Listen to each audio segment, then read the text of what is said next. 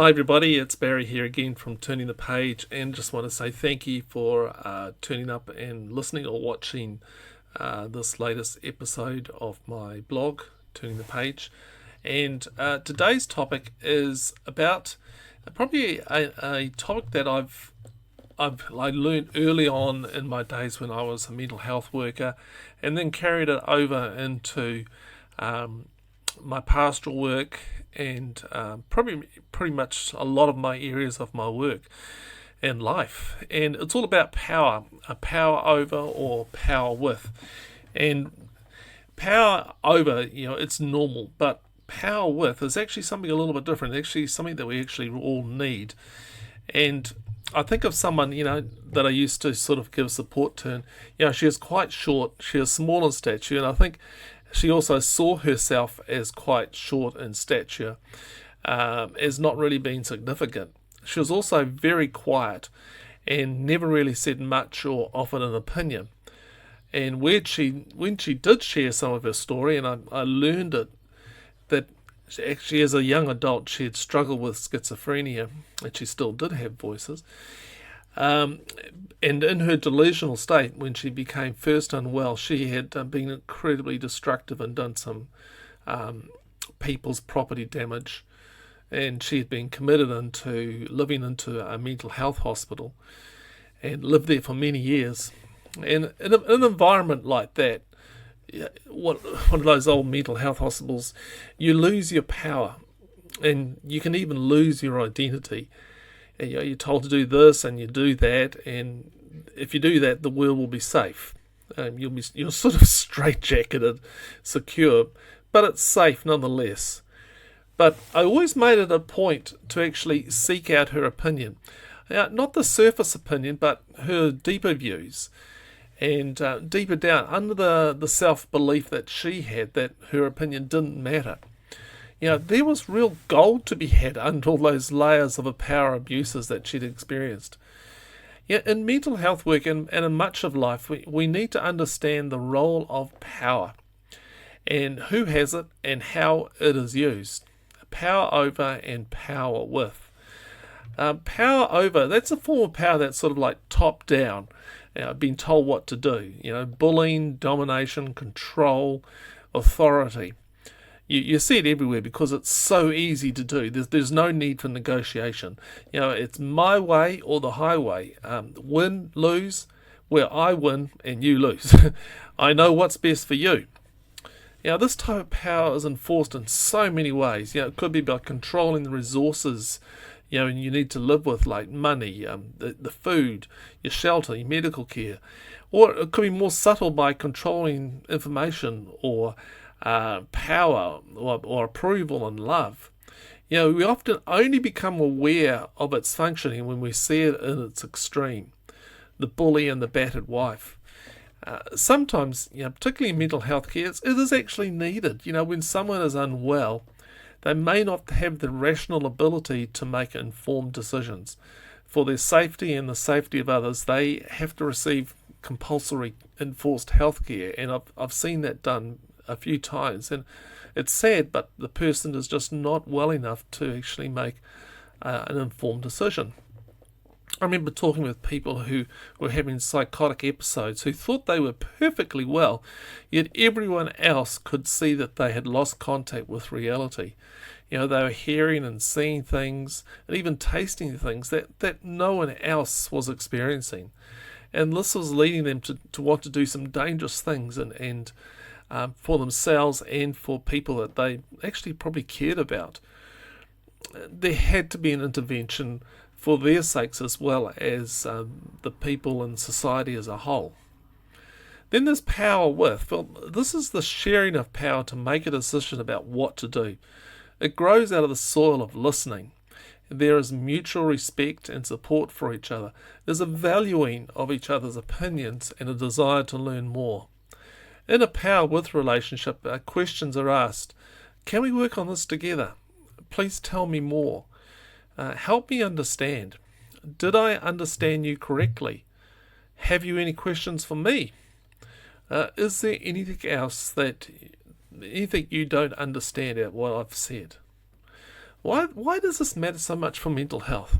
Well, for someone who becomes unwell with mental illness, often they lose a great deal of power. People with all the best intentions in the world tell them what they should do. Go to the doctor, read this book, try this herbal remedy. In looking for help, they may get all the advice but little support in working through the options. Often there is a disconnect with an inability to do anything about their situation. They don't know about the options that are available to them. Many times I've sat with people who have been confused about their mental wellness. The best message I have given them is this: I don't know what is going on either, but together we can find a way through. Then we talk about options, such as going to see the doctor, the GP, or contacting someone who might know a little bit more, and going together and talking about it. Here's a sort of another question alongside. It's all about, is God power over or power with? That's a tricky one. I believe that how we view God is actually how you view everything. If you think God is a distant old man in the sky raining power over lightning bolts down on us, then that is going to colour everything in your thinking. For me, I believe that God is in a power with relationship. We may be looking for the miracle power over encounters of healing, but all along God offers us miracle moments of power with love and grace. John, in the book of John, he writes at this: the Word became flesh and moved into our neighbourhood. That was from the Message. I like that little term, moved into the neighbourhood. In the Greek, it says that God came and tabernacled with us. A tabernacle is a tent, right? So I see sort of like, it's coming into the summertime here in Auckland, and people go away on holidays, summer holidays, and they set up a tent and a campsite. And I view this like that we're going up for a tent, and God comes into the campsite and sets up a tent next to mine. And we share a few sausages, maybe have a few beers, listen to the cricket, which is a sport I particularly enjoy, and maybe go fishing together. The presence of God tenting with me, power with me, empowers me to express this power with relationship with others. There's an invitation to empowerment. The invitation is to notice those moments when you want to quickly power over others. Why do you want to do this? Is it a time thing? Is it I've got to do this so I can get out of this situation? Then I suggest you pull back and look for ways in which you can develop a power with relationship. It starts with listening, asking good questions and providing information that will keep the dialogue going. Empowerment of others may mean a lessening of your own self. It may mean putting the needs of the others in front of your needs. It may mean taking the back seat so others can learn to drive. But hey, then you can enjoy the scenery. So, how are you with power with or power over? It's so easy to do power over. But power with takes a little bit more intentionality and thinking through. Here's some quotes I'd like you to consider. If you want to build a ship, don't drum up people to collect wood, and don't assign them tasks and work, but rather teach them to long for the endless immensity of the sea. Antoine de Saint-Exupéry. Sorry, don't know French. Jim Wallace has a couple of quotes from him.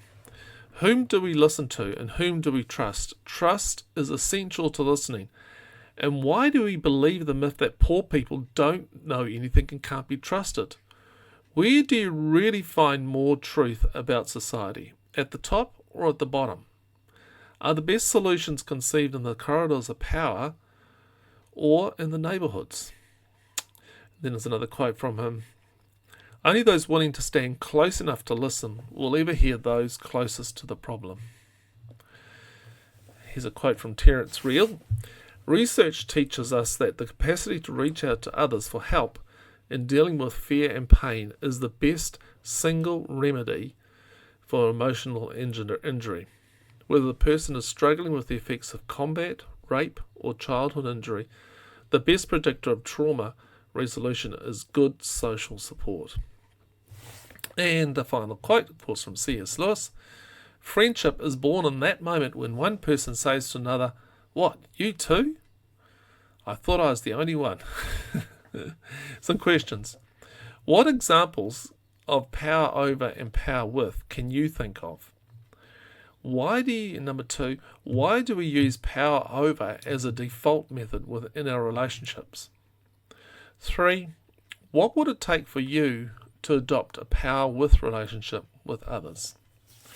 Hey, I hope you found this helpful, and you may like to come over and read the blog post over on turningthepage.info, and send me a tweet or email me at barry@turningthepage.info. And I just really want to say big thank you for all the people who support Turning the Page, particularly on Patreon. It's only $1 a month, but every little dollar helps. It just supports me and says, "Yay, we believe in you, Barry. We think you're great and want you to keep doing what you're doing." Okay, have a good week, and we'll catch up with you next week. Bye.